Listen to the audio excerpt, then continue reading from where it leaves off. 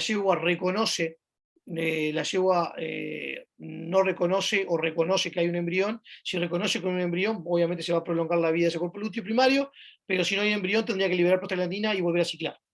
Tiene que haber una regresión espontánea de SSL.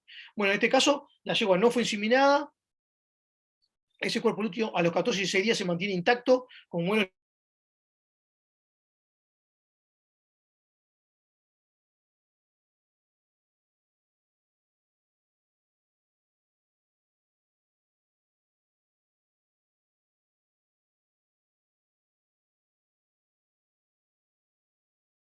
glúteo primario, sino lo que pasó fue que hubo una ovulación en el diestro, ¿tá? Entre el día 5 o 7, entre el día 4 y 7 posovulación, hubo una ovulación de diestro. Esa ovulación de diestro lo que hace es prolongar unos días más lo que sería la vida del cuerpo lúteo primario. Ahí no sería un cuerpo lúteo persistente en sí, sino que hubo una ovulación de diestro y prolongó esa fase de diestro, esa fase luteal, digamos, en ese ciclo. Entonces nosotros estamos esperando que la yegua entre el ciclar, entre demuestre celo y no demuestra celo. La única forma de nosotros haber diagnosticado eso es si nosotros hacemos seguimiento folicular y sabemos que hubo un folículo cuando ovuló, que ovuló, y que había otro folículo grande que corre riesgo de que ovule, y capaz que ovule a las 48, 72 horas posovulación, o detectar dos cuerpos lúteos simultáneos cuando vayamos a hacer una revisación al día 5 o 7 del ciclo posovulación, ¿no? Hoy la otra forma o causa así esto así sería la prolongación de la vida del cuerpo lúteo primario, es cuando realmente hubo una preñez, había un embrión, llegó en parte a dar a medias una señal de reconocimiento maternal de la preñez que no fue muy poderosa, y en realidad la yegua reconoció la preñez y después el embrión muere luego de que ya se dio esa señal de reconocimiento materno. Entonces puede pasar que la yegua haya quedado preñada, el embrión consiguió dar la señal de reconocimiento materno de la preñez y después el embrión se muere posteriormente. A los 14 días vamos, si leíamos ecografía, vemos que está preñada, pero después a la ECO 21 no está más preñada. Y la yegua sigue con un cuerpo lúteo como si fuera de preñez. Eso fue porque en realidad se dio un reconocimiento materno a la gestación, pero el embrión murió después y prolongó ese ciclo, o sea, prolongó la fase de diestro. ¿Quedó claro los escenarios ahí? La No ovulación entendí de, mucho la ovulación en diestro. la ovulación de la yegua, ¿qué pasa? La yegua normalmente tiene dos ondas foliculares en su ciclo, pero la onda folicular que se da enseguida después de la ovulación generalmente no termina en ovulación. ¿Por qué? Porque hay alto nivel de progesterona, la progesterona bloquea el eje y no permite que se libere el LH. Eso es lo normal que pase. A veces ese bloqueo no es suficiente, o a veces ya venía con un folículo que venía creciendo de antes y produce una ovulación en la primera semana de posovulación. O sea, hay una ovulación en el diestro, o sea, una segunda ovulación. No es común, la mayoría de las yeguas no lo hacen, pero es más frecuente en yeguas jóvenes, potrancas de 2 años, año y medio, 2 años, 3 años, y en la primavera. ¿Por qué? Porque los niveles hormonales todavía no son suficientes como para generar ese bloqueo, y a veces es más frecuente que pueda pasar esa ovulación de diestro. Pero básicamente es una ovulación de diestro, que no es común que pase, pero puede pasar. Ahí se da más en yeguas jóvenes y en primavera. ¿Quedó más claro ahí la explicación? Sí, gracias. Y la otra causa es que la yegua haya quedado preñada, haya habido reconocimiento materno en la gestación y después hay una pérdida gestacional posterior al reconocimiento materno que también nos provocó una prolongación de su cuerpo lúteo persistente. Esas son las causas más comunes del cuerpo lúteo persistente que hay que tener en cuenta, y por eso es que es muy importante tener una ficha y hacer un seguimiento folicular de las yeguas y realmente tener un seguimiento ecográfico de esa yegua. ¿Alguna otra pregunta acerca de aquel tema? Antes de entrar a las alteraciones uterinas de los ovarios. Seguimos.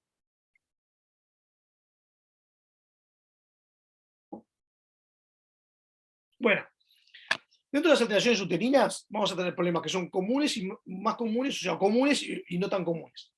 Dentro de los problemas o las patologías uterinas comunes, vamos a encontrar fluido intrauterino, o sea, líquido en el útero, es muy común. Endometritis persistente inducida por el servicio o por la inseminación artificial, es muy común. La endometritis bacteriana es bastante común. Los quistes uterinos son muy comunes y las fibrosis son muy comunes. Todo lo que está en la columna de la izquierda es muy común de encontrar en la yegua, sobre todo en yeguas pluríparas y que ya han parido varias veces. Y en edad avanzada eso es cada vez más, es peor, se va empeorando el cuadro, digamos. Pero eso en la práctica ustedes van a encontrar, con todo eso de la parte de izquierda, se encuentran de forma seguida. Dentro de los problemas menos comunes tenemos una endometritis fúngica por hongos, es poco común, pero se puede dar. La piómetra en la yegua es muy poco común. Las copas endometriales persistentes es poco común. Tumores de útero, como el leiomioma, es muy raro. Cuerpos extraños dentro del útero es muy raro, generalmente es iatrogénico si pasa. Y orina en el lumen debido a una urovagina. Se pueden encontrar con alguna cosa, pero tampoco es de lo más común que hay, ¿está? Pero bueno, por lo menos ahí lo desglosamos en comunes y menos comunes. Acuérdense que los problemas de endometritis, que ahora vamos a entrar el tema, endometritis es de las causas más comunes de la industria del caballo, o sea, los problemas de las patologías más diagnosticadas, lo que es la industria del caballo, junto con los cólicos y problemas respiratorios, está la endometritis ahí, a la par, ¿no? Es muy común. Así que ahora vamos a ver un poco de endometritis y la vamos a dividir en estos tres bloques, en fisiopatología, en el diagnóstico y en los tratamientos. Bueno, ¿cómo podemos clasificar esas endometritis de acuerdo a su duración o signos clínicos? Bueno, puede ser endometritis aguda, crónica o degenerativa. Podemos encontrar estos tres escenarios de acuerdo a su duración y signos clínicos. Endometritis aguda, crónica o degenerativa. Según su origen, ¿cómo la podemos clasificar? En cuatro. Podemos clasificar en endometritis persistente inducida por el servicio, endometritis infecciosa bacteriana o si infecciosa, bacteriana o fúngica, que generalmente es crónica. La endometritis persistente inducida por el servicio se da puntualmente relacionada al servicio y es aguda. La endometritis infecciosa bacteriana o fúngica es crónica, o sea, se instala la bacteria y muchas veces hay que, si no cura sola, vamos a aplicar un tratamiento, es la única forma de poder resolver ese problema.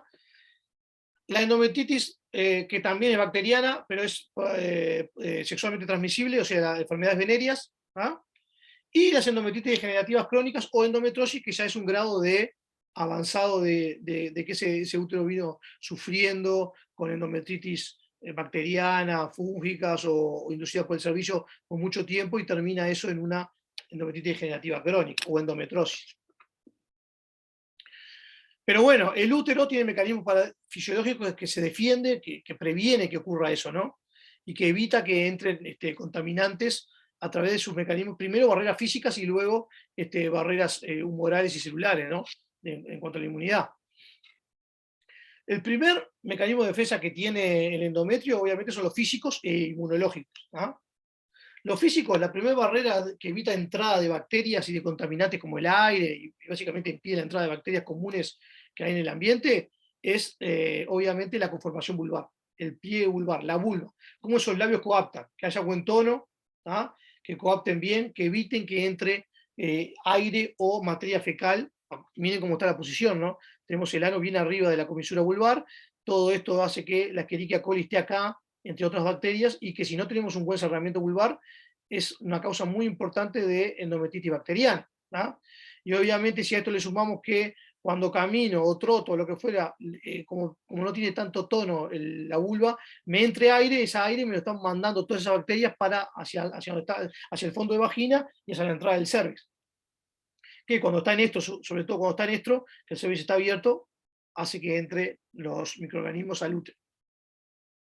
Pero bueno, dentro de los mecanismos físicos, entonces tenemos la vulva, los labios vulvares, el pliegue, la segunda barrera física es el pliegue vestíbulo vaginal, que es como un anillo que cierra, que tiene que estar tonificado. La barrera física es el cervix, necesitamos un cervix bien competente que cierre bien la puerta de entrada del útero.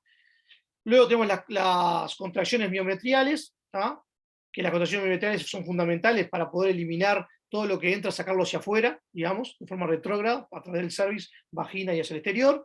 Y el drenaje linfático, que también se encarga de eliminar todos los contaminantes y los mediadores inflamatorios. Así que esos son los principales mecanismos físicos y es muy importante tener controlado esto primero, o siempre hay que tratar de solucionar este problema primero, concomitantemente con algún otro tratamiento que hagamos, pero esto lo tenemos que tener siempre bien en cuenta. Si hay una yegua que tiene una mala conformación vulvar, vamos a tener que solucionarla. a través de una vulvoplastía, como el Kaslik, como la bajada de techo, bueno, hay otras técnicas también.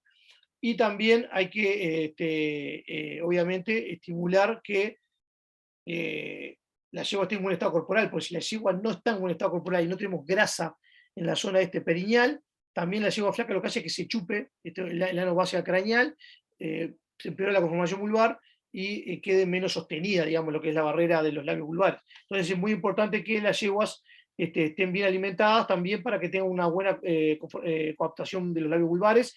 Y aparte, en aquellas yeguas que están preñadas, en el último tercio de gestación, el feto pesa mucho y tira también mucho del útero hacia craneal y hace que la conformación vulvar se ponga horizontal y eso predispone a que nos ingresen microorganismos. Entonces es muy importante tener en cuenta todo esto y poder solucionarlo con una cirugía como el Kaslik o la bajada de techo para evitar o prevenir la contaminación bacteriana. Luego tenemos la barrera física, ya la nombramos, tenemos los mecanismos inmunológicos. Dentro de los mecanismos inmunológicos tenemos el sistema humoral y el sistema celular. El sistema humoral básicamente actúa con el sistema, activando el sistema de complemento, que a su vez tiene efecto quimiotáctico sobre las inmunoglobulinas, y las inmunoglobulinas lo que hace es reconocer a las bacterias, las señala, para que después venga el mecanismo celular a través de los polimorfonucleares y ataquen esas bacterias marcadas o esos materiales extraños, células, detritos marcados, y los polimorfonucleares lo que hacen es, básicamente se los comen, digamos, ¿tá? Y lo van eliminando de forma, a través, como si fueran aspiradoras, los polimorfonucleares. Y eso es lo que los polimorfonucleares, una vez que hacen eso, son lo que nosotros reconocemos como cuando hay pus. Cuando hay material purulento es porque tenemos muchos piocitos, y los piocitos son polimorfonucleares que atacaron, digamos, a las bacterias o a los detritos celulares o los antígenos que están dentro de ese ambiente. Los mecanismos, entonces, de defensa también, o sea, tenemos los físicos, los humorales, los celulares, pero también inciden mucho las hormonas esteroideas. ¿Por qué? Cuando estamos en celo, una yegua que está bajo niveles de estrógeno, bajo niveles de estrógeno, el estradiol, y si estradiol es el que vamos a encontrar en la yegua, lo que nos hace es que nos mejore el flujo sanguíneo al endometrio y al útero, hace que mayor cantidad de células inflamatorias, polimorfonucleares, linfocitos y macrófagos estén cuidando, haciendo de centinela ahí para cualquier material extraño que entre. También lo que hace nos relaja ese cervix para poder eliminar el material por contracciones hacia afuera. Nos expresa mayores receptores de oxitocina para que mejore la contractilidad uterina, o sea, que la contractilidad sea más eficiente a la hora de expulsar esos microorganismos y esos detritos. Estimula la secreción de mucus, que lo que hace es atrapar a esos antígenos y en una red de mucus que a su vez, junto con las células ciliadas y junto con las contracciones rítmicas y junto con la mayor influjo de polimorfonucleares, nos permite hacer una mejor defensa. Mejora también el drenaje linfático, ¿tá?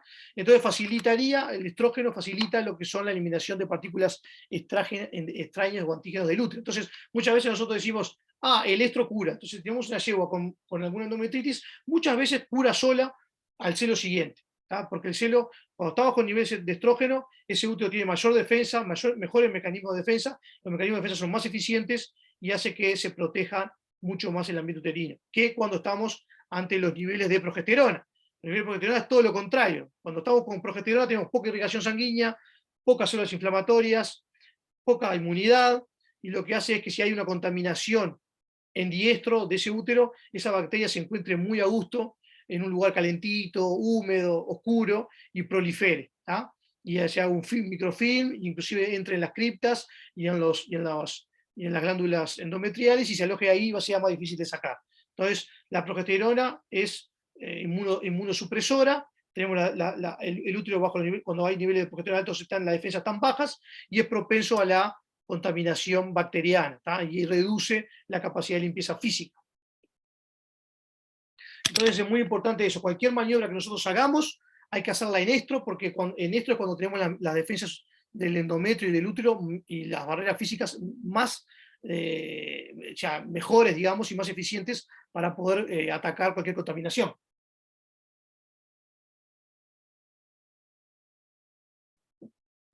Ahora vamos a empezar a hablar por la endometritis persistente inducida por el cervicio. Es muy común.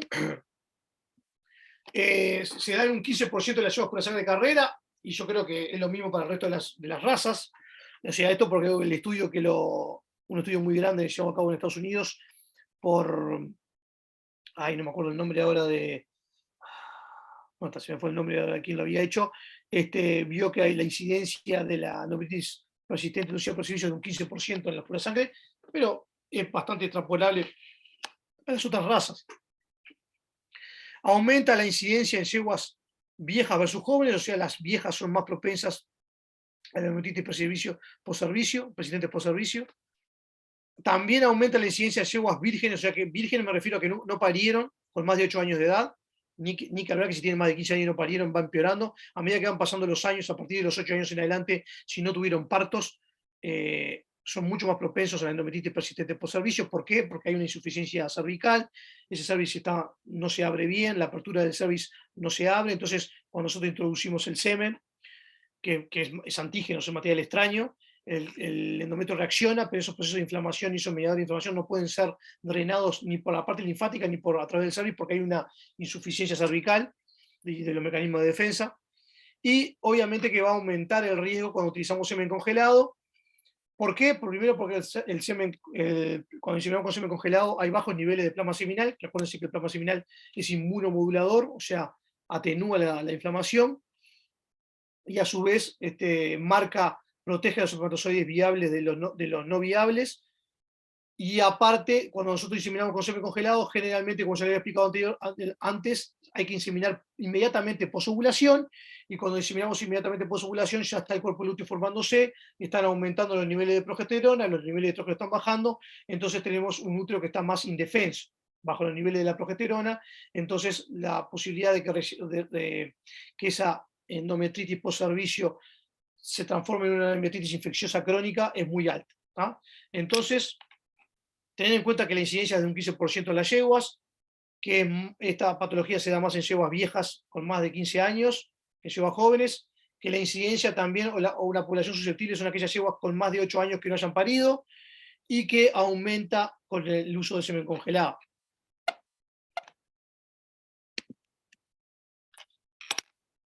Por otro lado, el diagnóstico de esta patología es muy fácil, se diagnostica clínicamente, pero la única forma es trabajando con la yegua y haciéndole seguimientos foliculares, y por la historia también, ¿no? Y por la anamnesis. Muchas veces con el ultrasonido, obviamente que es independiente sea monta natural, sea inseminación con semen fresco, refrigerado o congelado, no importa, se puede dar con cualquier tipo de cobertura, método de cobertura. Las yeguas normales, generalmente, ahora después le voy a explicar, pero generalmente no presentan líquido durante el estro, pero a su vez, o puede presentar levemente líquido durante el estro, que no sería un problema, pero después, una vez que recibe la monta natural o la inseminación, en un periodo de 48 horas no debería presentar fluido intrauterino. La mayoría de las yeguas, a las normales y saludables, que no son susceptibles a la endometritis por servicio, te diría que entre 12 y 24 horas no debería tener líquido. Ya a las 12 horas la mayoría resuelve ese cuadro inflamatorio, pero las yeguas que sí son susceptibles a endometritis muchas veces no tienen ningún síntoma, o sea, la revisamos durante el estro, muchas veces ni siquiera tiene líquido durante el estro. Si vemos que hay líquido durante el estro en grandes cantidades, bueno, podemos sospechar, bueno, esta yegua si tiene líquido acá y no lo puede eliminar, seguramente cuando inseminemos va a ser peor, y seguramente estemos ante una yegua susceptible, pero muchas veces el celo es normal, no hay líquido intrauterino, el edema es normal, todo normal, pero sí, cuando nosotros la inseminamos o la cubrimos, tiene presencia de mucha cantidad de líquido intrauterino al día siguiente, y que ese líquido permanece por más de 48 horas. Entonces el diagnóstico de esto es cuando tenemos líquido intrauterino que permanece por más de 48 horas luego de la inseminación artificial de la cobertura. Si tenemos líquido que perdura por más de 48 horas, estamos ante una yegua susceptible. Yo en mi práctica privada igual ajusto un poco más, y si la yegua está con 24 horas con líquido, generalmente ya el próximo ciclo la voy a tratar como si fuera una yegua susceptible, porque no me gustaría perder tiempo y quiero evitar aparte contaminarla. Entonces ya ajusto un poco, y si tiene 24 horas sigue con mucha cantidad de líquido, ya la considero como susceptible y empiezo a aplicar los tratamientos para el próximo ciclo. Pero para que ustedes tengan en claro, el diagnóstico sería presencia de líquido intrauterino en grandes cantidades, que permanece por más de 48 horas dentro del útero de la yegua post-servicio, post-inseminación. Acá tenemos la primera foto, acá sería un endometrio con un edema normal de celo, que no debería tener líquido antes del servicio. ¿Tá? Si hay presencia de líquido, un poquito de líquido anecoico, o sea, bien negro, digamos, sin ningún material hiperecoico dentro, podría ser considerado normal, leve nivel pre-servicio, pero después del servicio nos vamos a encontrar con esto, ¿tá? Con estas otras dos imágenes acá a la derecha, y que perdura por más de 48 horas. Entonces ahí ya es suficiente como para diagnosticar que esa yegua es susceptible a la endometritis post-servicio. Acá tenemos líquido post-servicio, se mantiene. ¿Cómo hacemos el diagnóstico? Bueno, ya te digo, el diagnóstico es clínico, como ya les dije. Así ya sabemos que es con eso de que esa sintomatología, esa anamnesis, que hace líquido antes de la inseminación, hace líquido mucho mayor después de la inseminación, se mantiene por más de 48 horas, ya es suficiente como para diagnosticarla. Muchas veces nosotros tomamos un cultivo de ese endometrio, muchas veces no tenemos crecimiento bacteriano significativo, o sea, pasaría como una yegua que no hay bacterias contaminantes, pero sí, si hacemos una citología, vamos a tener una gran cantidad de polimorfos nucleares. O sea, vamos a ver una reacción inflamatoria fuerte, muchos polimorfos nucleares. Y cuando lavamos el útero de esas yeguas, también el líquido recuperado de ese útero va a ser espeso, turbio, con mucha turbidez, ecogénico. Eso nos va a dar todos indicios de que estamos ante una yegua susceptible a endometritis post-servicio. O sea, es una yegua que, si no la sirvo y le tomo una muestra en celo y la mando a bacteriología, me da negativa. La insemino, aumenta la cantidad de líquido intrauterino, se perdura por más de 48 horas, tomo una citología, muchos polimorfos nucleares, la lavo, saco mucha cantidad de detritos y un líquido turbio, digamos, bueno, es una yegua que estamos, una yegua que es susceptible de endometritis post-servicio, sin lugar a duda. En cuanto al tratamiento, bueno, generalmente acá es mucho, el manejo es primordial, en cuanto al manejo que es, bueno, después vamos a hablar en la diapositiva siguiente, creo, pero hay que tratar de inseminarla una sola vez, con la menor dosis inseminante posible, hay que aplicar lavados uterinos, hay que aplicar drogas embólicas que estimulen las contracciones uterinas, se puede utilizar inmunomoduladores como la dexametasona, los corticoides, se pueden utilizar terapias celulares como plasma rico en plaqueta, stem cells, esas cosas que también podrían estar dentro del pool de terapia, digamos, y sí o sí siempre hay que hacer una dilatación cervical manual, y bueno, si la conformación vulvar es mala, también ya podemos aprovechar y solucionar ese problemita. Entonces, ¿cómo vamos a proceder ante una yegua que es susceptible de endometritis post-servicio? Sin lugar a duda, vamos Profe, a... Sí. Perdón, pero ¿qué dijo que eran las drogas embólicas? Las drogas embólicas son las que estimulan las contracciones del útero, como la oxitocina, por ejemplo. Está.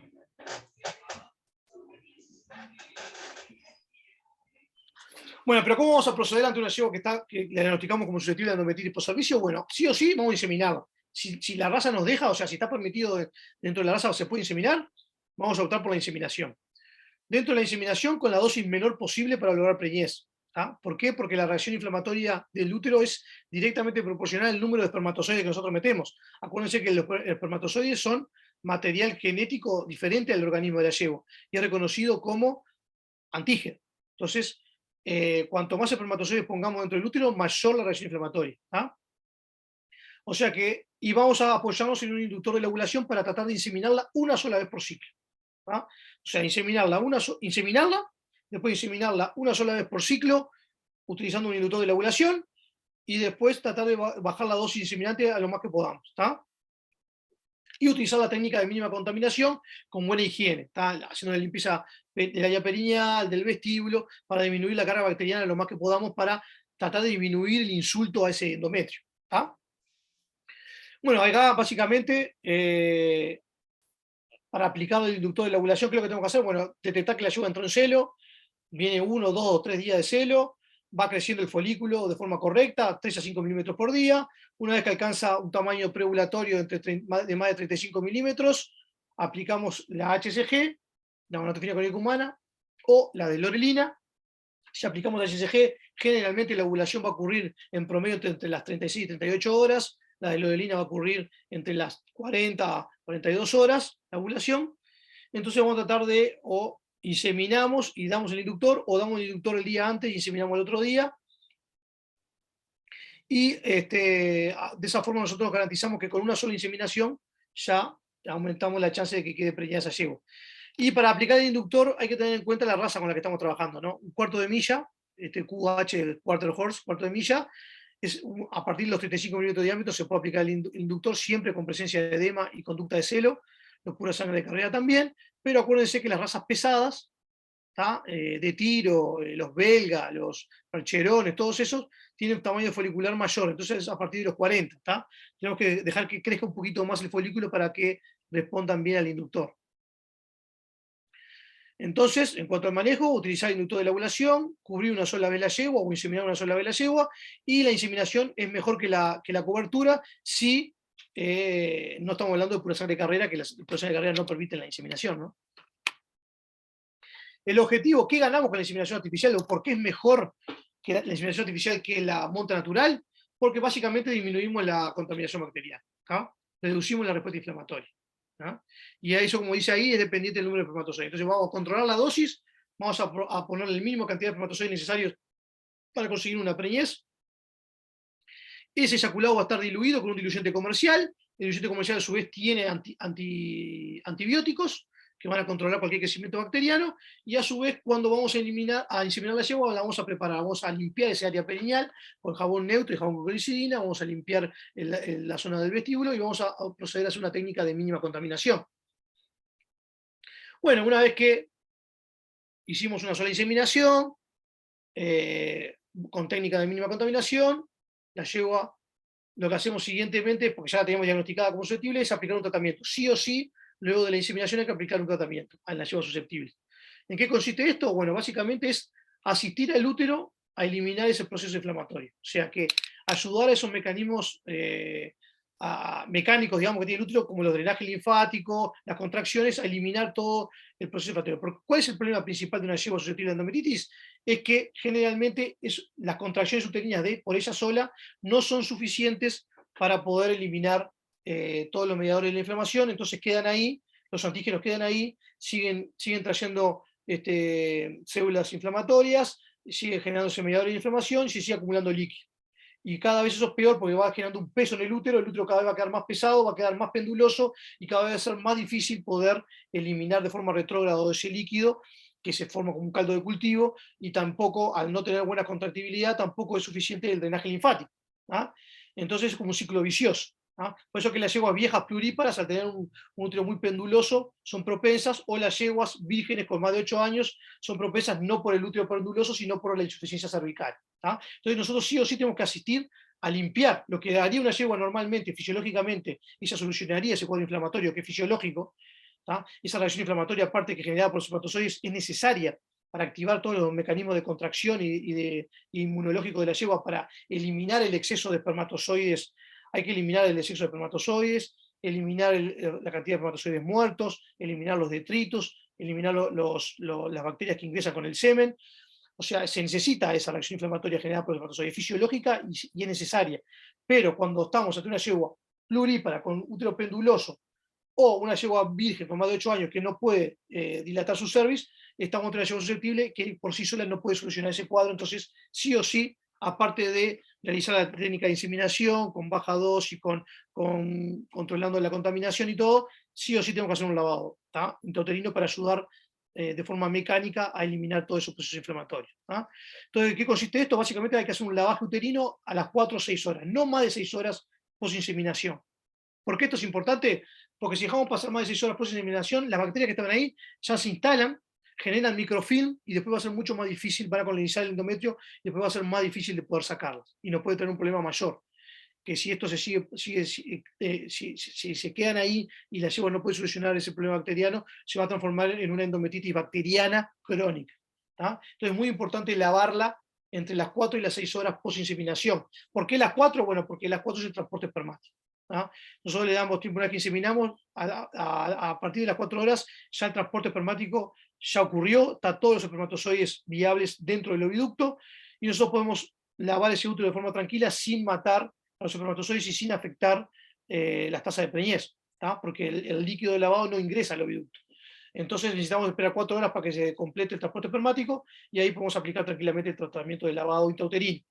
Generalmente se hace con 3 a 5 litros, se va pasando de a 1 litro y se va recuperando ese líquido. Y vas a ver que el primero, a veces el primero sale hasta clarito, después el segundo sale mucho más turbio, el tercero turbio, después empieza a salir menos turbio y hay que lavar de a 1 litro hasta que el líquido recuperado sea claro, que no tengamos más turbidez. Y ahí paramos con el lavado intrauterino. Pero generalmente te lleva entre 3 a 5 litros, dependiendo de la yegua, para lograr que clarifique bien ese líquido y tratar de recuperar todo el líquido y no dejar líquido adentro en el útero, ¿no? Y entonces, ya a su vez, ya aplicamos oxitocina, que son la droga ecbólica, como le estaba hablando. La oxitocina, 20 unidades internacionales, 10 o 20 unidades internacionales, intravenosa o intramuscular, por lo menos 4 veces por día, es suficiente para poder asistir a ese útero a que las contracciones sean más fuertes y más rítmicas, como para poder solucionar el tema de la contractilidad. Así que en el tratamiento que tenemos, como tratamiento, manejo primero, ¿no?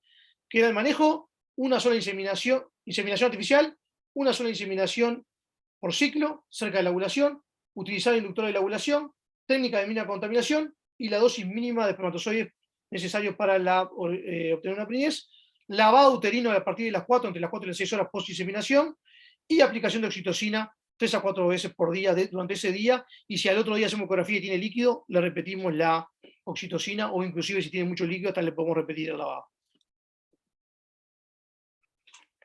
¿Alguna duda hasta ahí?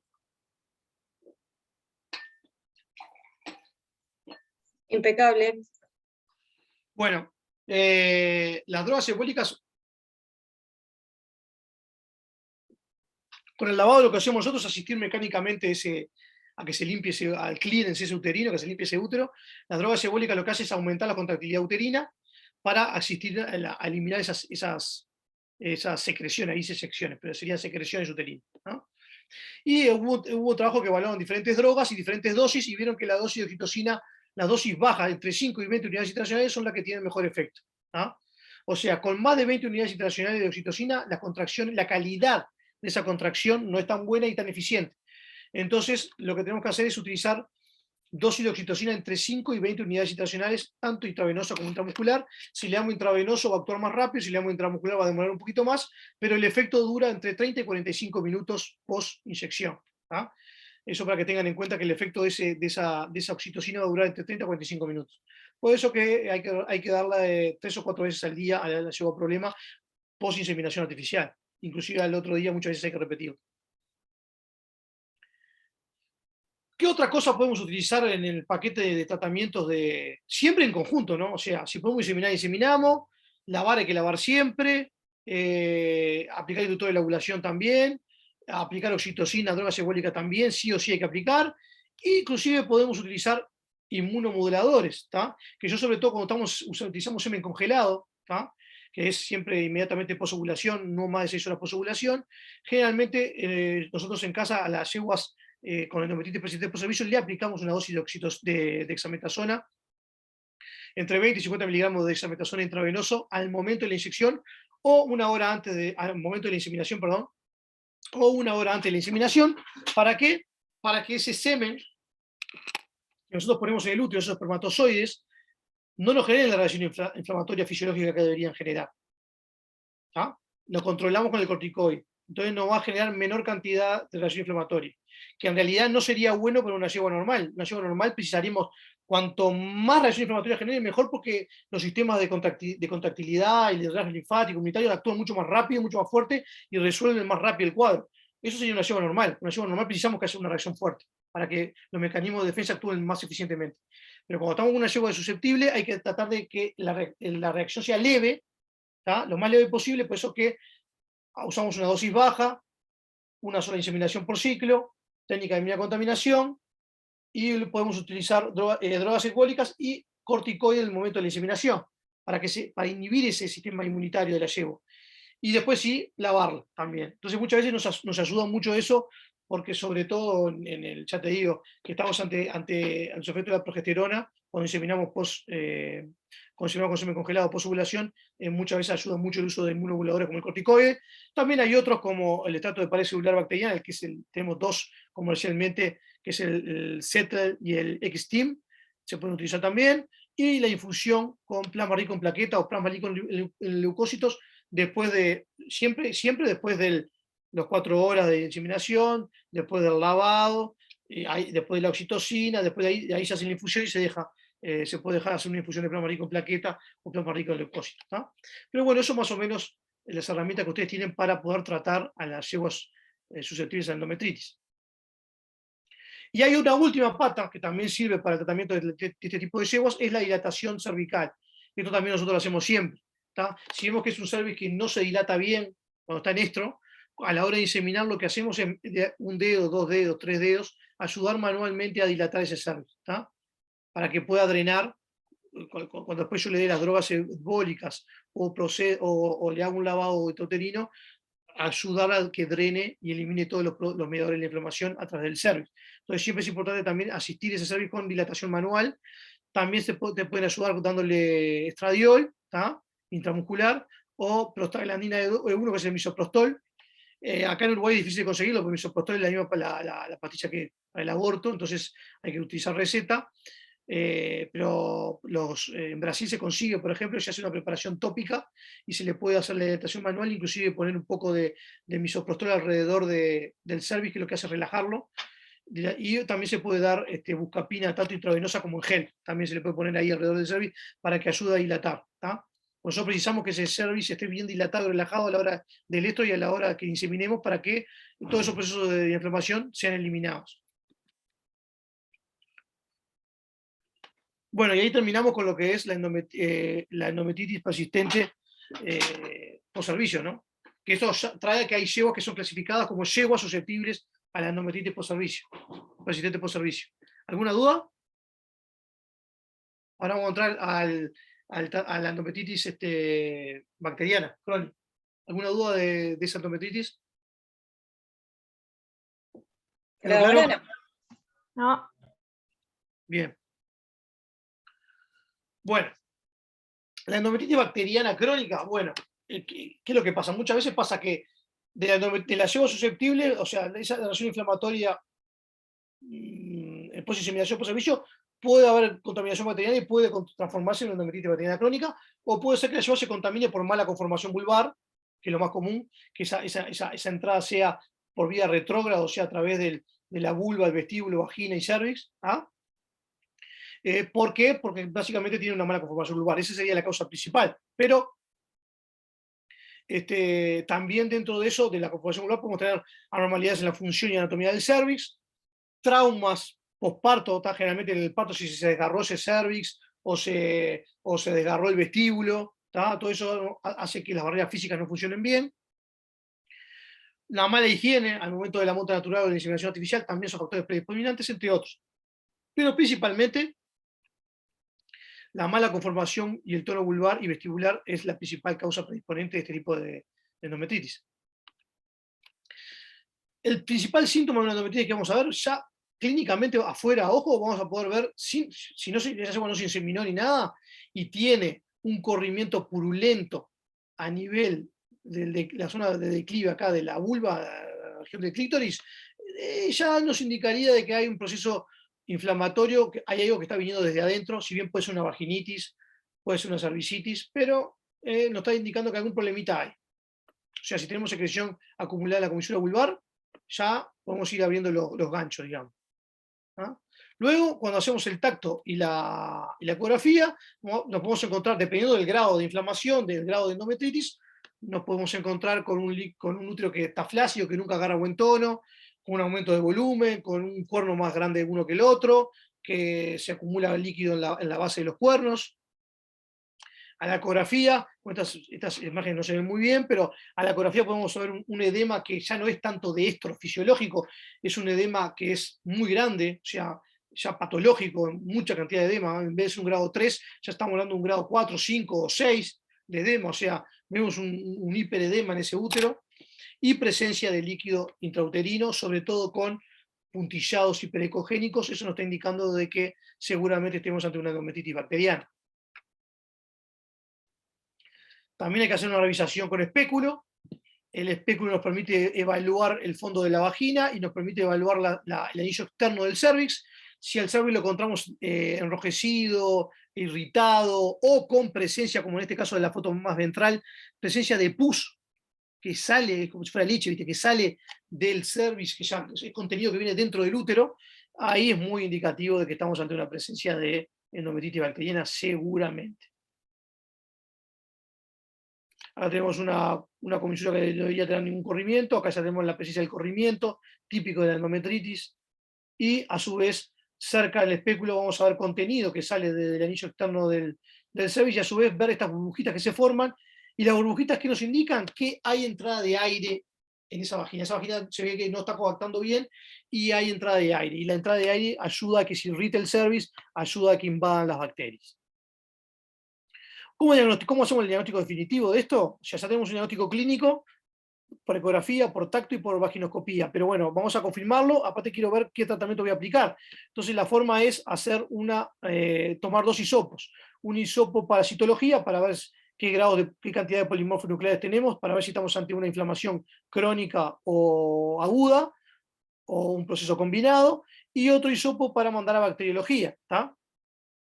Y obviamente que nuestro gol estándar, si podemos hacer, sería una biopsia, ¿tá? O sea que el diagnóstico lo hacemos por ecografía, por espéculo, por cultivo bacteriano, por citología, por biopsia, ¿tá? La biopsia lo que nos permite, que es nuestro gol estándar, nos permite es agarrar un pedazo, todo el ancho del endometrio, y eso nos va a poder indicar, ver qué cantidad de células inflamatorias tenemos, si hay presencia de macrófagos, si hay presencia de linfocitos, porque todo eso nos indica que estamos ante un proceso inflamatorio que es crónico, que hace tiempo que está, o si son todos polimorfos nucleares, ¿tá? También nos va a dar una noción de qué tan degenerado está ese endometrio, y a su vez esa pieza de biopsia se puede mandar a cultivar, y ya matamos 2 pájaros de un tiro, ¿tá? Hacemos citopatología para ver cómo está la salud de ese endometrio, y mandamos a cultivo para ver qué bacterias podemos encontrar ahí, ¿tá? Si no, lo que más se hace en la práctica, más comúnmente se hace a campo, digamos, es el cultivo con el hisopo, como la foto está de acá abajo. Se utiliza un hisopo doble guarder, que se llama en inglés, que en realidad lo que hace es que vos ingreses y solamente la parte del hisopo estéril entre el endometrio y contacte con la superficie del endometrio, y después eso se manda con un medio Stuart, un medio de transporte hacia el laboratorio. Tiene que ser en el mismo día, no más de 24 horas de tomada de la muestra, para que no nos falsee ese resultado, y mandamos a que hagan un cultivo. Generalmente los cultivos más comúnmente que se hacen es en agar McConkey y en cromo agar, o agar sangre, agar McConkey o cromo agar. Son los medios que se utilizan. Y bueno, obviamente que hace muchos años que utilizamos siempre los mismos medios de cultivo, y muchas veces nos preguntamos, pero capaz que hay bacterias que no crecen en esos medios, y es verdad, se nos pueden escapar algunas bacterias, pero por lo menos las comunes sí las podemos, las comunes que nosotros entendemos como comunes porque son las que más diagnosticamos, pero pueden ser que algunas bacterias nos estemos pasando no poderlas pescar y no podemos cultivar en esos medios de cultivo, ¿tá? El lavado de bajo volumen en realidad es otra técnica que se utiliza en vez de la citología, porque el lavado de bajo volumen lo que hace es metes 50 mililitros de suero fisiológico de origen lactato, lo recuperas, y ese mismo líquido recuperado se manda para cultivos con un hisopo, lo tocas y mandas para cultivo, o lo centrifugás y haces una citología, haces una lámina, un extendido, lo teñís con cualquier tinción como el Dispi o el Panoptic, cualquiera de esas, y para poder detectar la presencia de células inflamatorias. Y bueno, en el laboratorio, una vez que logramos aislar las bacterias, o sea, podemos hacer un PCR real time para poder saber exactamente qué bacteria es, o qué hongo es, o qué es lo que ese útero tiene, qué es el antígeno, ¿no? Poder identificarlo de manera perfecta ese antígeno. Dentro de las bacterias más comunes vamos a encontrar el Streptococcus, los Streptococcus subepidémicos, el Streptococcus X subepidémico es el más común, la Escherichia coli, ¿no? El Staphylococcus aureus, la Klebsiella y las Pseudomonas son las más comunes de ver o que nos estén afectando, o causales de bacterianas de endometritis. ¿Cuál sería el tratamiento? Bueno, obviamente que hacemos el cultivo, hacemos un antibiograma y vamos a utilizar el antibiótico al cual sea sensible, ¿no? Esa sería la forma correcta de hacer las cosas, ¿no? Y el tratamiento de estas afecciones, primero que nada, vamos a tener que eliminar las causas predisponentes. Sí o sí las causas predisponentes. ¿Cuáles? Generalmente son mala conformación vulvar. Entonces ahí tenemos que solucionar con un Casli. Luego vamos a tener que hacer un tratamiento con lavado. ¿Por qué? Porque nosotros necesitamos que primero tratar de sacar y barrer la mayor cantidad de bacterias posible y de detritos y del biofilm que está protegiendo de las bacterias, para así nosotros después vamos a hacer una infusión con antibióticos o un tratamiento con antibióticos responda más eficientemente. Drogas ecbólicas también, antibióticos sistémicos y antibióticos intrauterinos, ambos o uno en vez de otro. Y lo que dice otros ahí en realidad son agentes mucolíticos, que lo que hace es ayudar a disolver ese glicocálice que forman las bacterias, ese biofilm que forman las bacterias que las protege de los antibióticos y de las células inmunitarias y de la inmunidad.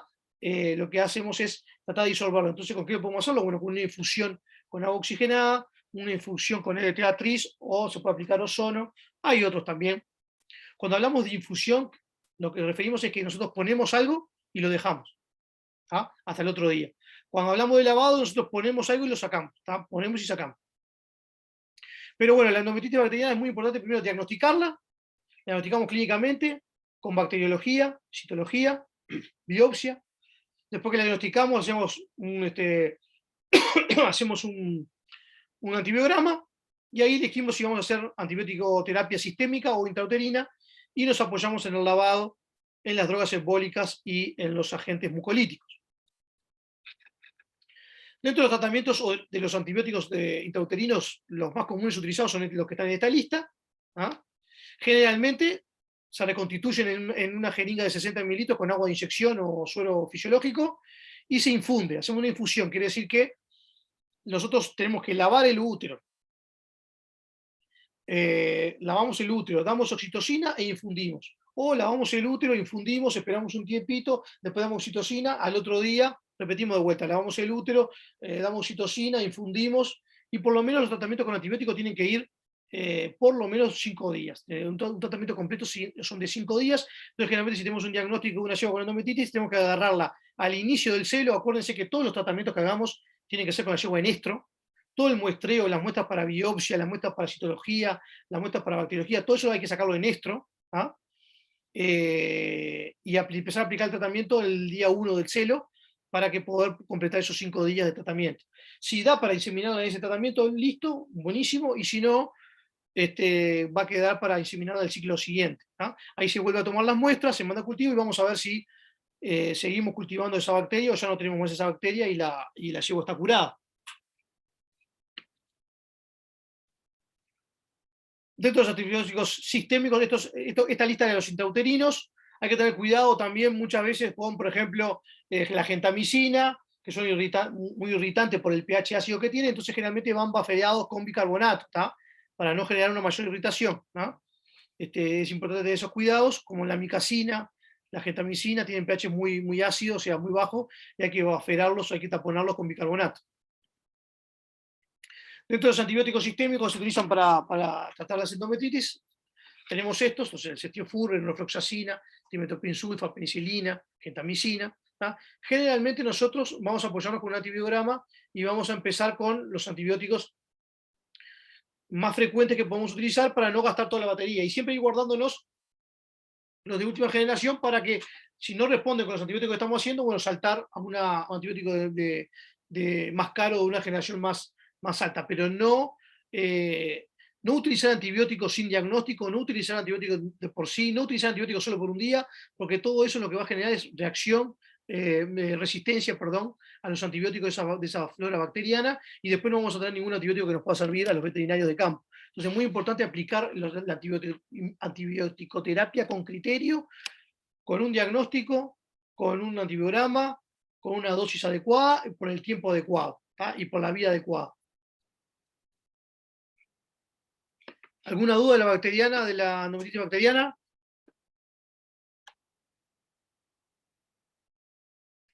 Nada. Muy bien. La endometritis fúngica es raro dentro de las endometritis, pero se puede dar. Generalmente está relacionado al mal uso de antibióticos. Muchas veces yeguas que se han infundido con mucha cantidad de antibióticos genera un clima propenso porque elimina la microbiota natural de ese endometrio y facilita la contaminación con hongos. ¿Ah? Y una vez que el hongo se instala en un lugar húmedo, oscuro, calentito, es difícil de sacarlo. El tratamiento es muy difícil, es difícil de diagnosticar, es difícil de tratar, tiene alta recidiva. Dentro de los hongos más comúnmente encontrados, podemos tener contaminación por levaduras o por hongos, o por hifas. Son dos formas distintas de presentación de los hongos. Las levaduras se ven como pelotitas redonditas y las hifas son como más alargadas. Poco común, de 1 a 5% de todas las endometritis infecciosa. Como ya les dije, difícil de diagnosticar y de tratar.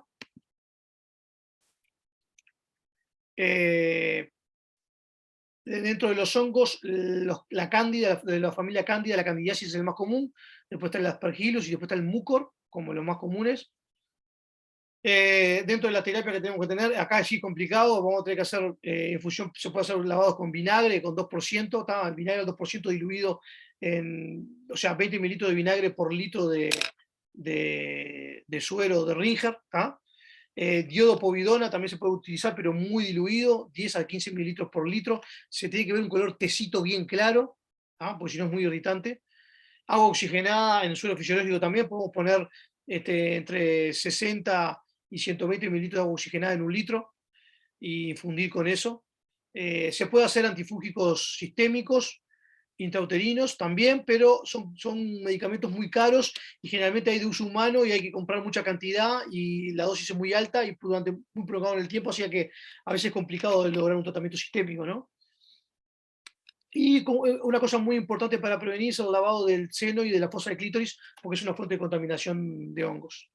Acá se pueden ver las flechitas, acá las cifas.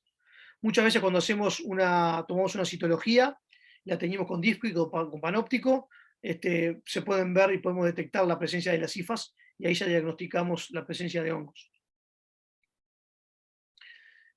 Como ya vimos, los tratamientos en infusión intrauterina para los hongos generalmente se hacen diluidos en suero fisiológico o lactato. Y bueno, se consigue esta dosis por ejemplo, la anfotericina, 100 a 200 miligramos una vez por día, se diluye en 60 a 120 mililitros de suero fisiológico lactato y se infunde. Una vez por día, todos los días hacemos una infusión. Y hay que controlar después, ver que la presencia o no de ese hongo. Pero bueno, el fluconazol, son todos antifúngicos que son caros, ¿no? Y bueno, y los tratamientos son prolongados también, ¿no? Generalmente hay que darle por mínimo 2 semanas, de ahí para adelante.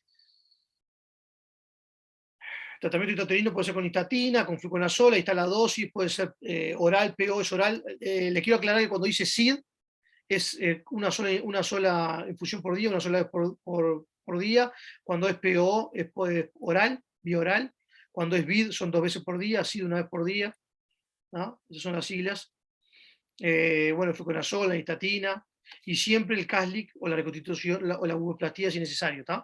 Nunca se olviden de solucionar el problema de la barrera física.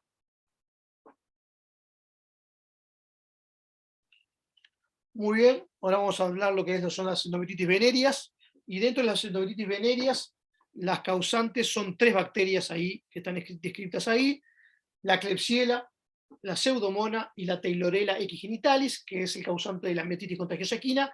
Son todas de transmisión venérea. Lo que nos hace esto es que las yeguas no queden preñadas o tengan una muerte temprana del embrión.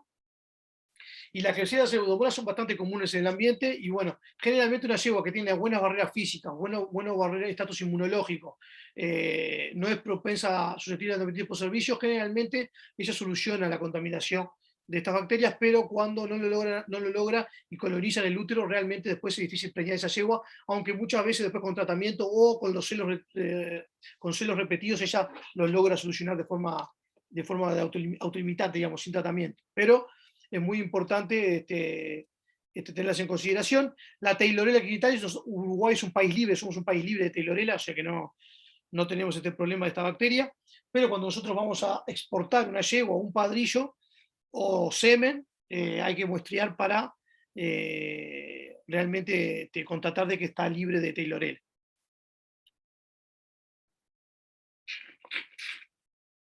pero las venerias son esas 3. Luego tenemos lo que es la endometritis degenerativa crónica o endometrosis. Acá cuando ya llegamos a este tema, generalmente son yeguas viejas, pluríparas, que tienen más de 20 años. Ya cuando tenemos un cierto grado de degeneración endometrial, ya es muy difícil preñarlas y es muy difícil tratarlas, porque el margen de tratamiento que tenemos, o la batería de tratamiento que tenemos, es muy poca y muy poco eficiente.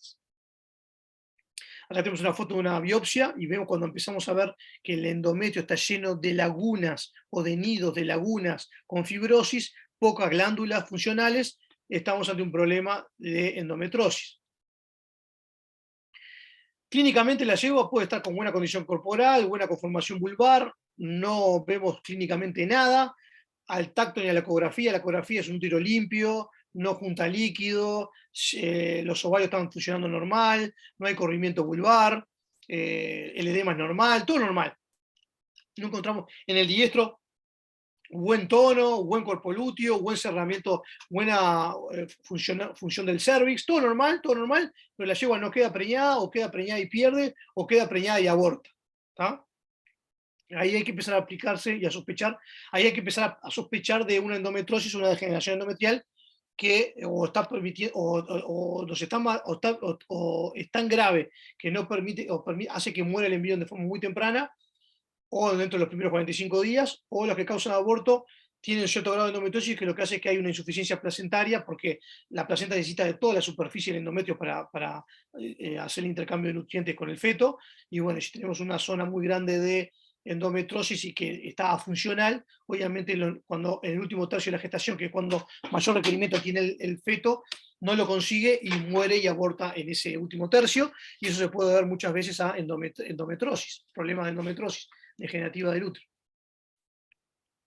Generalmente son yeguas que no quedan preñadas, o sea, capaz que quedan preñadas, pero lo pierden enseguida cuando el embrión llega al útero, y retornan al celo, ¿tá? O sea, son repetidoras, o si no, tienen una alta incidencia de muerte embrionaria, en este caso es un fetito acá, ya es un fetito chico, esto debe ser unos 60 días.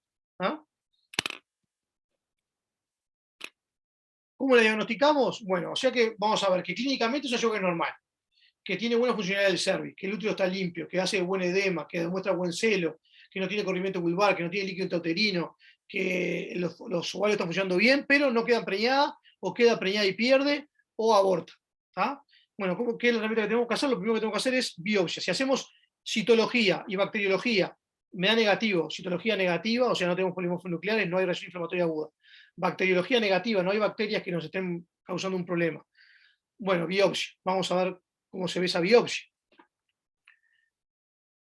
Siempre dentro del tratamiento, obviamente, corregir los factores predisponentes, que puede ser una mala conformación vulvar que nos irrite el útero, y esa irritación constante, o una urovagina, orina en el útero, que esa irritación constante nos haya llevado a una degeneración endometrial o endometrosis. O sea, si detectamos que hay un factor predisponente, obviamente que hay que atacarlo y eliminarlo. ¿Ah? Pero, por otro lado, no tenemos tratamiento efectivo para remover un tejido cicatrizal. Bueno, nosotros sacamos la muestra de biopsia, lo ponemos en un formulario de 4% y lo mandamos al laboratorio para que nos procesen los bloques de parafina y nos hagan las láminas para poder leer para poder realizar ese examen histopatológico.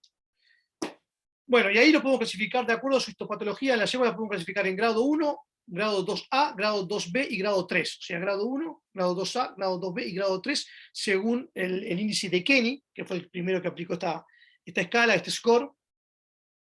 Y esto es muy importante porque el grado que clasifiquemos la histopatología va a ser las chances de que tiene esa yegua de quedar preñada. O sea, hay una relación directa entre el grado de biopsia y las chances de quedar preñada. Un endometrio normal, joven, saludable, de una yegua de 2 a 7 años, ponele, que no haya parido nunca o que haya parido una sola vez, generalmente la vamos a clasificar como de grado 1, y tiene una chance de preñez de más de 80% por ciclo. ¿tá? Cuando entramos en la categoría de grado 2A, estamos ante lo que es la mayoría de las yeguas normales. La mayoría de las yeguas normales que parieron más de una vez, entre los 6 y los 14 y 15 años, se va a encontrar acá, en el grado 2A, y tiene una chance de preñez por ciclo de 50 a 80%. Estamos hablando siempre de semen fresco, ¿no?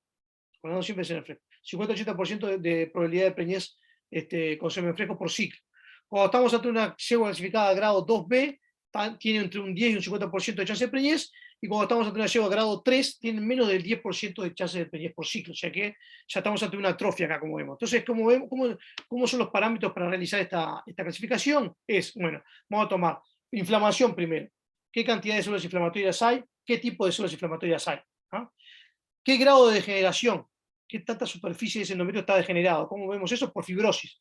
Anillo de fibrosis, lagunas, nidos de fibroblastos, cantidad y número de glándulas endometriales. ¿Ah? Y otro punto a tener en cuenta son las lagunas linfáticas. Tenemos lagunas linfáticas son realmente lagunas, espacios grandes de vasos linfáticos que, como están acumulando linfa porque no están drenando bien, porque hay una fibrosis perilinfática y perivascular, todo eso lo tomamos en consideración para clasificar ante una yegua si estamos de una grado 1 a grado 3. ¿tá? O sea, tomamos en consideración las células inflamatorias, tipo de células inflamatorias que hay, cantidad, y si están en el extracto compacto, esponjoso o en la luz del endometrio, el tipo de grado de degeneración del área de degeneración que tenemos por fibrosis, por lagunas linfáticas, por nidos linfáticos, y todo eso lo tomamos en consideración para hacer la clasificación de Kane. Y si estamos ante un endometrio que no tenemos casi glándulas, está totalmente fibrosado, estamos ante una atrofia, que es el peor grado de la escala, y ahí la yegua sería muy difícil de que quede preñada o que mantenga la preñez a término. Pero por otro lado, si nosotros logramos que quede preñada y podemos sacar ese embrión enseguida, esa yegua podría ser una donante. Acá estamos ante una indicación de que podría ser una donante de embriones para transferencia de embriones. Este sería un caso de que se puede aplicar eso. ¿tá? La empreñamos, el folículo, el ovario está funcionando bien, el ovocito tiene buena calidad, que se produce la fecundación en el oviducto. Cuando llega al día 6,5, ahí al día 7 vamos a tratar de lavarlo lo más temprano posible para sacarlo de ese útero degenerado y ponerlo en un útero de una yegua más joven para que pueda seguir ese embrión desarrollándose y llegar a término y parir. Acá tenemos una lámina con glándulas normales, una distribución homogénea, normal de glandular. Y acá tenemos ante un nido de fibrosis. Las glándulas como se juntan, se dilatan y están todas con fibrosis periglandular. Tratamiento, dijimos, no hay tratamiento para procesos degenerativos. Podemos realizar como último salvavidas, digamos, última acción sería un curetaje. El curetaje puede ser químico o mecánico de esa endometriosis. El curetaje químico puede ser una infusión con querosene, una infusión con 500 mililitros de querosene. Lo que hace es irritar, o 500 mililitros de yodo, que lo que hacemos es irritar ese útero para tratar de romper todo el tejido superficial que tenemos. No vamos a incidir en el grado de endometriosis más profunda, pero sí podríamos resolver el tema inflamatorio superficial y ahí tener una chance de poder sacar un embrión o una chance de poder sacarle algún potrillo más a esa yegua, pero no estamos resolviendo la endometriosis, sino que estamos haciendo una última acción para ver si podemos sacar un último potrillo. El curetaje, como dice ahí, podría mejorar el proceso inflamatorio, entre tanto no va a mejorar el grado de degeneración. Lo que sí podríamos actuar acá, y está en investigación y se está desarrollando, es entrar con células madres, a ver si las células madres pueden reconstituir la salud de ese endometrio completo, tanto del estrato compacto como del estrato esponjoso, y poder reconstituir todo el endometrio en sí. O sea que la terapia con células madres recién está en un proceso de investigación y de prueba, pero puede haber una luz o una solución por ese lado.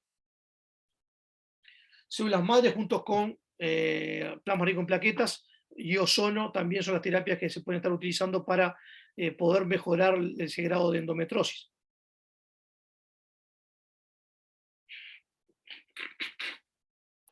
Ahí terminamos con lo de que son los problemas uterinos en sí, y vamos a terminar hablando de los problemas, terminar con los problemas cervicales.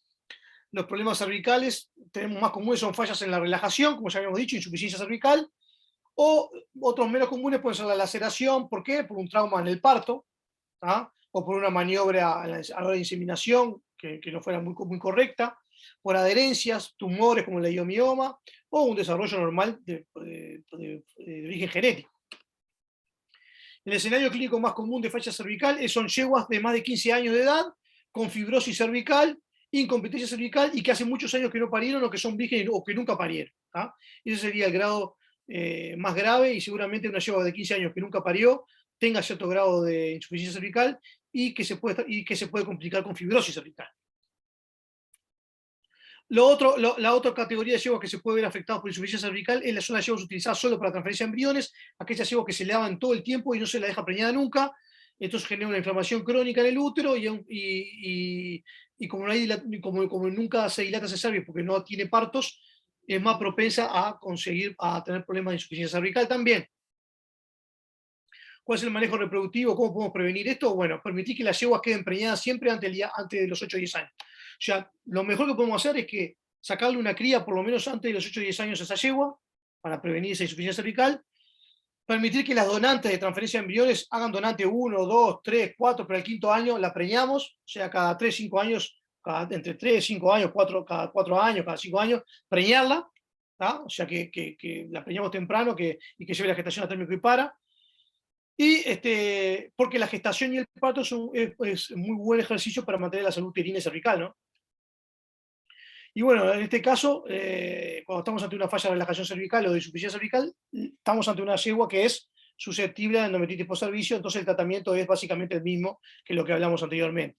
Usar una sola inseminación con mínima contaminación, preovulación, lavados uterinos entre las 4 y las 6 horas por inseminación artificial, oxitocina, embólicos, prostaglandina E como el misoprostol, buscapina, dilatación manual, bueno, todo eso que veníamos hablando hay que aplicar en estos casos, evaluar la competencia de cervix en el diestro, si en el diestro está bien cerrado, porque puede pasar de que no sea un tema de que dilate, sino que es un tema de que cierra mal. Entonces, si cierra mal en el diestro, también nos va a causar aborto, nos va a causar reabsorción o muerte embrionaria temprana. Entonces hay que detectar por vaginoscopía defectos en el diestro. Entonces vamos a evaluar con vaginoscopio el día 5, 6, 7 del diestro y vamos a ver esa competencia cervical que está bien cerrado está o si hay alguna laceración o algún pedazo faltante o algo que esté afectando ese cierre. Defectos menores no requieren reparación, pero aquellos que tienen más del 50% comprometido del cervix sí requiere una cirugía o un defecto, el ancho del cervix muy dañado también. En esos casos la fertilidad puede estar comprometida y ahí, bueno, habría que hacer cirugía para constituir ese cervix y o utilizar también la terapia con células madre. Si vamos a hablar de adherencias cervicales, las causas más comunes son partos distóxicos, manejo obstétrico, traumas en el parto, y la terapia y el tratamiento sería más que nada cada vez que vamos a inseminar, cada vez que vamos a lavar, romper esas adherencias manualmente y utilizar corticoides tópicos. Y bueno, por ahí terminaremos con lo que son las patologías, alteraciones reproductivas de la yegua. ¿Alguna pregunta? Por ahora no. No, Bien. Vamos a parar 15 minutos o 10 minutos y voy al baño y ya vuelvo. sí, gracias. Impecable.